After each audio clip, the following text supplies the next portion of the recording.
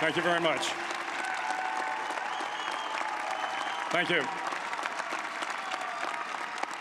Well, thank you, President Powers, Provost Fenves, deans, members of the faculty, family and friends, and most importantly, the class of 2014. It is indeed an honor for me to be here tonight. It's been almost 37 years to the day that I graduated from UT. I remember a lot of things about that day. I remember I had a throbbing headache from a party the night before.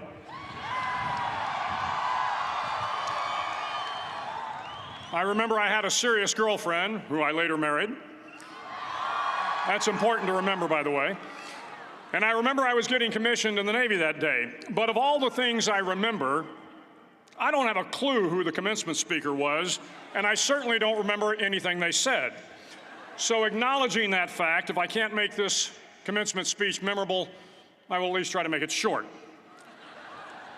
So the university's slogan is, "What starts here changes the world." Well, I've got to admit, I kind of like it. What starts here changes the world. Tonight, there are almost 8,000 students, or there are more than 8,000 students graduated from UT.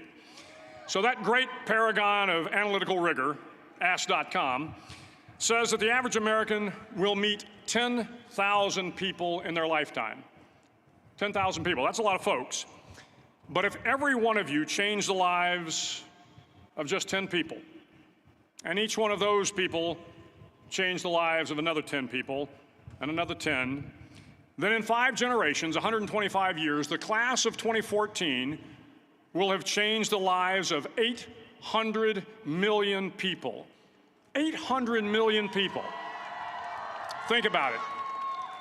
Over twice the population of the United States. Go one more generation, and you can change the entire population of the world, 8 billion people. If you think it's hard to change the lives of 10 people, change their lives forever, you're wrong. I saw it happen every day in Iraq and Afghanistan. A young Army officer makes a decision to go left instead of right down a road in Baghdad, and the 10 soldiers with him are saved from a close-in ambush. In Kandahar province, Afghanistan, a non-commissioned officer from the female engagement team senses that something isn't right and directs the infantry platoon away from a 500-pound IED, saving the lives of a dozen soldiers. But if you think about it, not only were those soldiers saved by the decisions of one person, but their children were saved, and their children's children. Generations were saved by one decision, one person. But changing the world can happen anywhere, and anyone can do it. So what starts here can indeed change the world. But the question is, what will the world look like after you change it? Well, I'm confident that it will look much, much better. But if you'll humor this old sailor for just a moment, I have a few suggestions that may help you on your way to a better world. And while these lessons were learned during my time in the military, I can assure you that it matters not whether you ever served a day in uniform. It matters not your gender, your ethnic or religious background, your orientation, or your social status. Our struggles in this world are similar, and the lessons to overcome those struggles and to move forward, changing ourselves and changing the world around us, will apply equally to all. I've been a Navy SEAL for 36 years, but it all began when I left UT for basic SEAL training in Coronado, California. Basic SEAL training is 6 months of long, torturous runs in the soft sand, midnight swims in the cold water off San Diego, obstacle courses, unending calisthenics, days without sleep, and always being cold, wet, and miserable. It is 6 months of being constantly harassed by professionally trained warriors who seek to find the weak of mind and body and eliminate them from ever becoming a Navy SEAL. But the training also seeks to find those students who can lead in an environment of constant stress, chaos, failure, and hardships. To me, basic SEAL training was a lifetime of challenges crammed into 6 months. So here are the 10 lessons I learned from basic SEAL training that hopefully will be of value to you as you move forward in life. Every morning in SEAL training, my instructors, who at the time were all Vietnam veterans, would show up in my barracks room, and the first thing they'd do was inspect my bed. If you did it right, the corners would be square, the covers would be pulled tight, the pillow centered just under the headboard, and the extra blanket folded neatly at the foot of the rack. It was a simple task, mundane at best, but every morning we were required to make our bed to perfection. It seemed a little ridiculous at the time, particularly in light of the fact that we were aspiring to be real warriors, tough, battle-hardened SEALs. But the wisdom of this simple act has been proven to me many times over. If you make your bed every morning, you will have accomplished the first task of the day. It will give you a small sense of pride, and it will encourage you to do another task, and another, and another. And by the end of the day, that one task completed will have turned into many tasks completed. Making your bed will also reinforce the fact that the little things in life matter. If you can't do the little things right, you'll never be able to do the big things right. And if by chance you have a miserable day, you will come home to a bed that is made, that you made. And a made bed gives you encouragement that tomorrow will be better. So if you want to change the world, start off by making your bed. During SEAL training, the students are all broken down into boat crews. Each crew is 7 students, 3 on each side of a small rubber boat, and 1 coxswain to help guide the dinghy. Every day, your boat crew forms up on the beach and is instructed to get through the surf zone and paddle several miles down the coast. In the winter, the surf off San Diego can get to be 8 to 10 feet high, and it is exceedingly difficult to paddle through the plunging surf unless everyone digs in. Every paddle must be synchronized to the stroke count of the coxswain. Everyone must exert equal effort, or the boat will turn against the wave and be unceremoniously dumped back on the beach. For the boat to make it to its destination, everyone must paddle. You can't change the world alone. You will need some help. And to truly get from your starting point to your destination takes friends, colleagues, the goodwill of strangers, and a strong coxswain to guide you. If you want to change the world, find someone to help you paddle. Over a few weeks of difficult training, my SEAL class, which started with 150 men, was down to just 42. There were now 6 boat crews of 7 men each. I was in the boat with the tall guys, but the best boat crew we had was made up of the little guys, the Munchkin crew, we called them. No one was over 5'5". The Munchkin boat crew had 1 American Indian, 1 African American, 1 Polish American, 1 Greek American, 1 Italian American, and 2 tough kids from the Midwest. They out-paddled, outran, and outswam all the other boat crews. The big men in the other boat crews would always make good-natured fun of the tiny little flippers the Munchkins put on their tiny little feet prior to every swim. But somehow these little guys from every corner of the nation and the world always had the last laugh, swimming faster than everyone and reaching the shore long before the rest of us. SEAL training was a great equalizer. Nothing mattered but your will to succeed, not your color, not your ethnic background, not your education, not your social status. If you want to change the world, measure a person by the size of their heart, not by the size of their flippers. Several times a week, the instructors would line up the class and do a uniform inspection. It was exceptionally thorough. Your hat had to be perfectly starched, your uniform immaculately pressed, your belt buckle shiny and void of any smudges. But it seemed that no matter how much effort you put into starching your hat or pressing your uniform or polishing your belt buckle, it just wasn't good enough. The instructors would find something wrong. For failing the uniform inspection, the student had to run, fully clothed, into the surf zone, then wet from head to toe, roll around on the beach until every part of your body was covered with sand. The effect was known as a sugar cookie. You stayed in the uniform the rest of the day, cold, wet, and sandy. There were many a student who just couldn't accept the fact that all their efforts were in vain, that no matter how hard they tried to get the uniform right, it went unappreciated. Those students didn't make it through training. Those students didn't understand the purpose of the drill. You were never going to succeed. You were never going to have a perfect uniform. The instructors weren't going to allow it. Sometimes, no matter how well you prepare or how well you perform, you still end up as a sugar cookie. It's just the way life is sometimes. If you want to change the world, get over being a sugar cookie and keep moving forward. Every day during training, you were challenged with multiple physical events: long runs, long swims, obstacle courses, hours of calisthenics, something designed to test your mettle.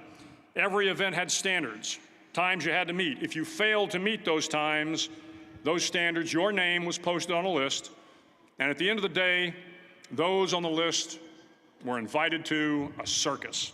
A circus was 2 hours of additional calisthenics, designed to wear you down, to break your spirit, to force you to quit. No one wanted a circus. A circus meant that for that day, you didn't measure up. A circus meant more fatigue, and more fatigue meant that the following day would be more difficult, and more circuses were likely. But at some time during SEAL training, everyone made the circus list. But an interesting thing happened to those who were constantly on the list. Over time, those students who did 2 hours of extra calisthenics got stronger and stronger. The pain of the circuses built inner strength and physical resiliency. Life is filled with circuses. You will fail. You will likely fail often. It will be painful. It will be discouraging. At times, it will test you to your very core. But if you want to change the world, don't be afraid of the circuses. At least twice a week, the trainees were required to run the obstacle course.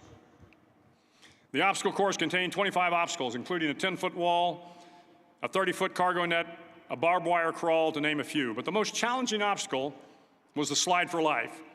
It had a 3-level, 30-foot tower at one end and a 1-level tower at the other. In between was a 200-foot-long rope. You had to climb the 3-tiered tower, and once at the top, you grabbed the rope, swung underneath the rope, and pulled yourself hand over hand until you got to the other end. The record for the obstacle course had stood for years when my class began in 1977. The record seemed unbeatable until one day a student decided to go down the slide for life head first. Instead of swinging his body underneath the rope and inching his way down, he bravely mounted the top of the rope and thrust himself forward. It was a dangerous move, seemingly foolish and fraught with risk. Failure could mean injury and being dropped from the course. Without hesitation, the student slid down the rope perilously fast. Instead of several minutes, it only took him half that time. And by the end of the course, he had broken the record. If you want to change the world, sometimes you have to slide down the obstacles head first. During the land warfare phase of training, the students are flown out to San Clemente Island, which lies off the coast of San Diego. The waters off San Clemente are a breeding ground for the great white sharks. To pass SEAL training, there are a series of long swims that must be completed. One is the night swim. Before the swim, the instructors joyfully brief the students on all the species of sharks that inhabit the waters off San Clemente. They assure you, however, that no student has ever been eaten by a shark, at least not that they can remember.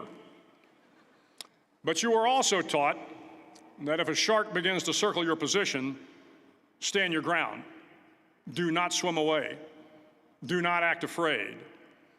And if the shark, hungry for a midnight snack, darts towards you, then summons up all your strength and punch him in the snout, and he will turn and swim away. There are a lot of sharks in the world. If you hope to complete the swim, you will have to deal with them. So if you want to change the world, don't back down from the sharks. As Navy SEALs, one of our jobs is to conduct underwater attacks against enemy shipping. We practice this technique extensively during training. The ship attack mission is where a pair of SEAL divers is dropped off outside an enemy harbor and then swims well over 2 miles underwater, using nothing but a depth gauge and a compass to get to the target. During the entire swim, even well below the surface, there is some light that comes through. It is comforting to know that there is open water above you. But as you approach the ship, which is tied to a pier, the light begins to fade. The steel structure of the ship blocks the moonlight. It blocks the surrounding street lamps. It blocks all ambient light. To be successful in your mission, you have to swim under the ship and find the keel, the center line, and the deepest part of the ship. This is your objective. But the keel is also the darkest part of the ship, where you cannot see your hand in front of your face, where the noise from the ship's machinery is deafening, and where it gets to be easily disoriented, and you can fail. Every SEAL knows that under the keel, at that darkest moment of the mission, is a time when you need to be calm, when you must be calm, when you must be composed, when all your tactical skills, your physical power, and your inner strength must be brought to bear. If you want to change the world, you must be your very best in the darkest moments. The 9th week of training is referred to as Hell Week. It is 6 days of no sleep, constant physical and mental harassment, and one special day at the Mud Flats.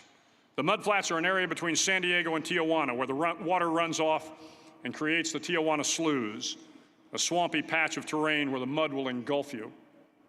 It is on Wednesday of Hell Week that you paddle down to the Mud Flats and spend the next 15 hours trying to survive this freezing cold, the howling wind, and the incessant pressure to quit from the instructors.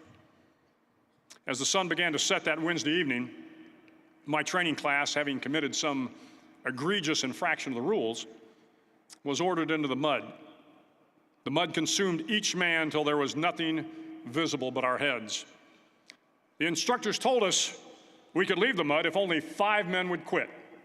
Only 5 men, just 5 men, and we could get out of the oppressive cold. Looking around the mud flat, it was apparent that some students were about to give up.